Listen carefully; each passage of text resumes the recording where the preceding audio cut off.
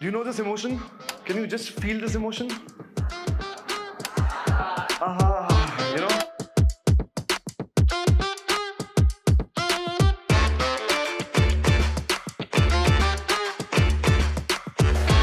When I say clap, you clap. When I say stop, you stop. Did I say clap? I said 1, 2, 3, start.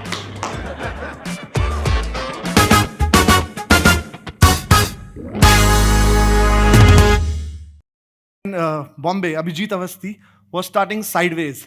The logo is very interesting. It's inspired by the actual handwriting of people that inspired him, starting from Salvador Dali to Piyush Pandey to Walt Disney. Do you see the W from Walt Disney? To nature, and then the stroke is from Picasso. It's an evolving logo. So I moved from Munich to Mumbai. That's a little bit about myself. Worked on a lot of projects the last few years. We are an interdisciplinary design studio, and we try to do the right thing by solving the client's problems and not force-fitting a solution. Today I'm here to talk about play. Do you know these people? Yeah, they're kids. Fantastic. And do you know these people? They're moms. Fantastic. So to understand play, we need to know both of them, right? We need to know the entire system. Your systems design courses, if you've done, you know, you have to look at the situation holistically. You can't just go and just design a toy. You have to see who are you designing for, what context is it for. Is the grandmother in the house affecting the decision, right? Are there brothers and sisters impacting the decision? But these are primarily our stakeholders, kids and mothers, right? You got to understand them both. Kids don't have their own money to come and splurge. Otherwise, it would be so easy. So he said, okay, if you have to understand them, you have to understand 4 things around them. We have to understand the relationship with the husband or the father. We have to understand the relationship with the retail space, where they're going to go and buy. A lot of our toys are now sold at Hamleys. So that's where a lot of experience happens, right? Then also the relationship with television, because that's a shared entity. And finally, academics playing a huge role in India right now. The child in isolation is also very, very particular about the content he or she watches, wants to go outdoor, and is constantly on the phone. The mother plays a big role because her context informs the purchase of the toy. Who's she hanging out with? What's the kind of the family? Is the product healthy enough? That's why you see the apple. And so many mothers talk about health. So yeah, you also need to know what time of the day are you designing the toy for. Is it a 3 p.m. toy when the mother's working and the child's just come home from school? Is it the 9 p.m., 10 p.m. toy where the father's just back and it's a pillow fight game? Because toys can't be in isolation just like that. Can games teach values? How many say yes? Yeah, I agree. I went to so many households, and in one of these households, I found this game. It's called Jain Puzzle Book. It tells you what to avoid in life to reach the Pathshala. And it's given by the community. Can games teach us subjects? Of course, right? Name Japan's largest island. Come on, you have 10 seconds. So this kid is supposed to answer this. He's 5. This is the answer he gave me. Why do you think he said yellow dragon?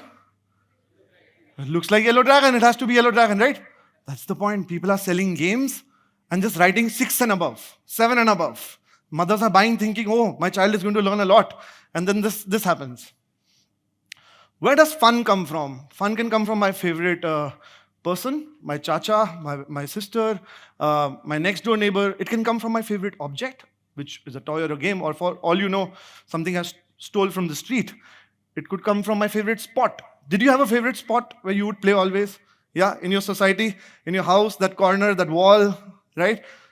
So how do you ensure that when you're designing a toy, you're ensuring all of these environmental issues as well? And then there's something called activities, which in game design is called play pattern. When you roll a dice, you're hitting a dart, that's your play pattern. And finally, there's this idea of randomness. How many of you are random? Fantastic as designers, right? This girl actually distributed a kitchen set to her friends for 45 minutes. And when the child would say, I didn't get a pressure cooker, she would say, okay, she'll take it back, she'll give it again. So random, but they're having fun. They're playing with just cartons, and they're having the time of their life. I think somebody should just start selling cartons to kids. This is a game which is supposed to teach you about world atlas or something, and they're just playing it like a regular snakes and ladders and exchanging yellow dragons and green crocodiles. This child put a lot of Jenga. You have played with Jenga? He's got Jenga and he's got his 42 cars around it. And then he goes to the other room, comes and jumps on it, smashes the entire castle, and that's fun. So design for free play. That's our learning, right? What do? You design for free play because kids are so random. You don't, obviously, ideal play scenario, my favorite chacha and my favorite spot in the house with my Barbie. Anyway, so fun. But what is fun? When people say maza aa gaya, what is maza? Fun comes in peaks. Fun is not a sustained emotion. You're playing cricket, you hit a six, feel that adrenaline. Then for a while, you're playing it slow. And then again, you hit a six, and again, you feel that emotion, right? So how do you build more and more fun? So how do you create factors that amplify fun? And how do you have factors that take the fun to a drop off? And how do you sustain it? How do you ensure these emotions? The emotions of love and bonding. A girl says, I'm playing with Barbie, but Barbie is sleeping right now. So that play is happening while Barbie is sleeping. So we did a 300 rupee experiment. We gave 300 rupees to every child and we said, you can buy whatever you want. And we told the mothers, you can just be there, but don't instruct. But it's very tough. The mothers are walking and saying, so this girl has decided. She enters and says, Barbie lungi. And the mother's like, puzzle, chess. And this other boy who runs around town in the entire place, picks up this, picks up that, finally takes a 20 rupees monkey and goes out laughing. And the mother says, what about the other 280 rupees you could have bought? But the child doesn't care. Why? Because mother's using left brain logic. What is of value to my child? She's telling the child to buy a bigger bat. The child can't hold it. But she says next year he'll become taller. Right? The child is just following intuition, right brain. How many of you have played with this? Fantastic. Yeah? How many of you have solved it? There's data that says only 5% people in the world have solved a Rubik's Cube. But it's in every household. Why? It's talking to the mother's left brain. My child will be a genius one day. And it's talking to the child's right brain. It's a colorful ball. You get it? So design a toy that works for both and you're successful. Have you played this? Yeah? How many of you have played this? With Vishwanathan Anand level? I'm just kidding. Right? We have all had this game, chess. Here's how this boy was playing. What's happening here? The king is sitting on the horse and going to the forest. Yeah? Huge round of applause for this child, yeah? For the child, it's a storytelling tool. The child is not concerned that the horse is going to move like this and move like that. No, that's not how horses walk in real life. Right? Queen doesn't have long hair. The elephant doesn't have a trunk. The camel doesn't have a hump. How do you expect a soldier without face to be visibly, clearly understandable to the child? And yet we say, oh, you must take chess. He's 5 years old now. You get it? Chess has an interesting story. You should read about it. It was a 4-player strategy plus chance game called Chaturanj. Moved to the Middle East. They said, we don't worship idols. We'll change them and we'll make them look like minarets and rooks. Moved to the UK. They said, where's the queen? They put the queen in the game. So think like the mom, but feel like the child when you're designing a toy. We designed this for Disney. We're thinking like the mom, useful, stationary. They partnered with Nataraj to make it, right? But we felt like a child. The ruler opens up like Spider-Man. Or the eraser changes color like Hulk. Do you agree to this? Yeah, there's some things we know in life, there's some things we don't know in life. And that's where the magic lies, right? So certainty plus uncertainty defines where the magic or the aha is. The familiar and the new defines where the aha is. So the project I'm going to share with you, the one toy that I want to really share with you is around this same thought. We came back, we started pursuing this idea of what if we pick something really familiar that everybody understands and try to put a little twist to it that can change the game a bit. Can we take a classic toy and add something to it that makes it magical? Have you played with this? Yeah, it's a dice, right? It's been there since the Roman Empire. It's been there since ancient Indian civilization. It's found itself in archaeological marvels. You know this guy? Yeah, it's in our storytelling, right? Millions and millions of worth of rupees or gold was given and kingdom and stories were written around this. So such a beautiful classic product has also reached this generation, stood the test of time 5,000 years. But suddenly in the last 10, 15 years, people are playing less and less of it. Something that was there for 5,000 years, suddenly nobody's playing enough of it, right? Why?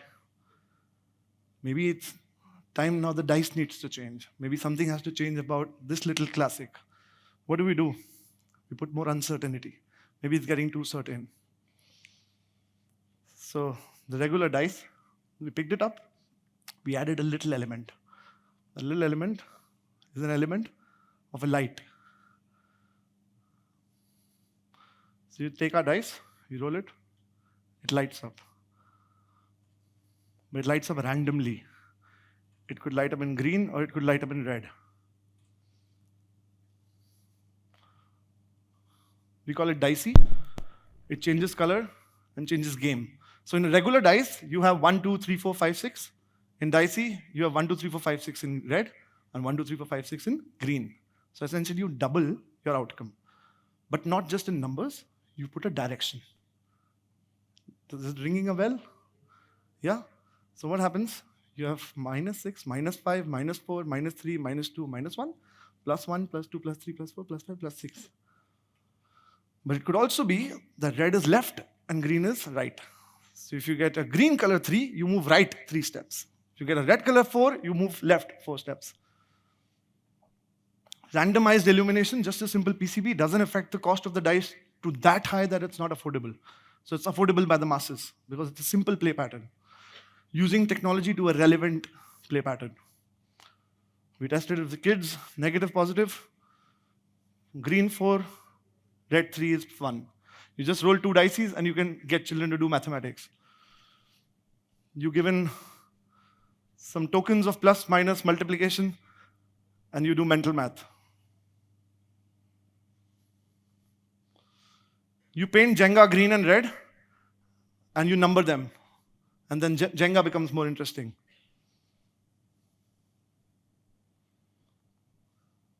Reverse forward. You're playing snakes and ladders. You've played snakes and ladders, right? So our snakes and ladders starts from 51. Because red can take you back.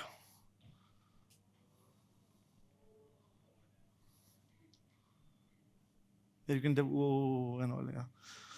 So you simple. Blue is on 96. Yeah, and yellow is on 95. But if blue gets red, they don't reach 100. They come back because it's red. And green takes you forward. In card games, so we've designed card games that can be played with the dice. Just numbers on cards, and you can put twists and turns.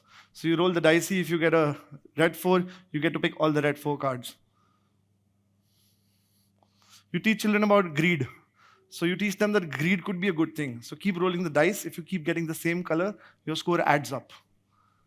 You can stop anytime.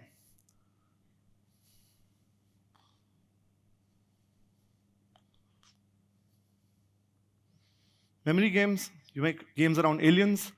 Aliens with 6 eyes, aliens with 3 eyes, aliens with 2 eyes. Mix and match. Addition and subtraction in a physical sense. Green means take out something, red means put back something. Slow and fast. So have you played Ludo? So our Ludo is an attempt to make Ludo finish faster and with more fun. So what we've got in Ludo is that green means double the score. So if you get a 5 green, you actually move 10 steps. The first cheat-proof dice. You can put it however you want, but you don't know the color. So we have put a cheat move as a part of the game. So in Ludo, there is a moment where you can actually go to the cheat move and decide to cheat, but you still don't know. You're taking a chance. That's the cheat move. The little video of a girl playing. She's still cheating.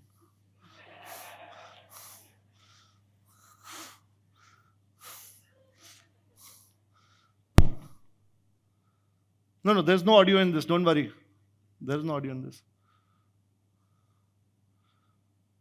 She's made a game that if she gets green, she gets to hug her mother. Or she gets a kiss from her mother. So if she gets 3 green, she gets 3 kisses. But if she gets red, she gets to slap her mother.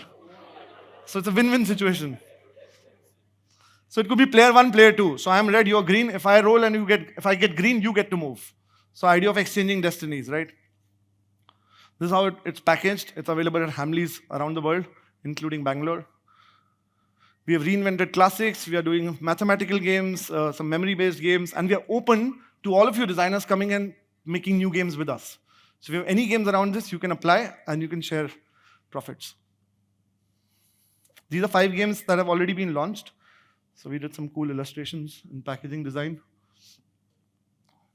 This was at Nuremberg Toy Fair where we presented the idea. It's the world's largest toy fair. This is just before the pandemic. Super excited. That guy, I made him wear the greedy monkey crown. Then he lost. But then the pandemic hit and we had to do a launch on the green screen. So what you see on the left side is how it looked in person. What you see on the right side is how on TV. You remember that COVID time, right? Everything was, all those events were happening online. I got a call from the Ministry of Commerce saying, would you like to come and join Doordarshan as a panelist? And they called me Toy Avishkarak, where I spoke a lot about how I know a lot. But honestly, it's not that easy. It took us years to get here. Just one simple dice. It is more complex than to design pharmaceutical drugs in terms of getting the tests passed. You have to sell it. You're giving it to a child. The child might put it in the juice, drink the juice.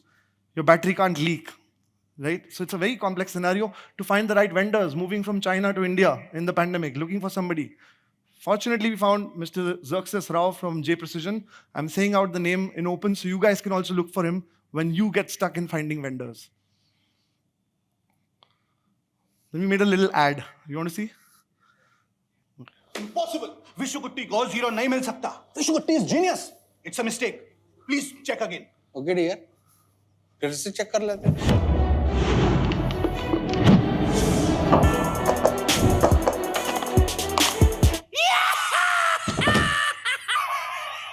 5 plus 5 is equal to 10. Sorry dear. गलती तो इंसान से ही हो जाती है. और विशुगुट्टी is a. दोबारा check करते हैं.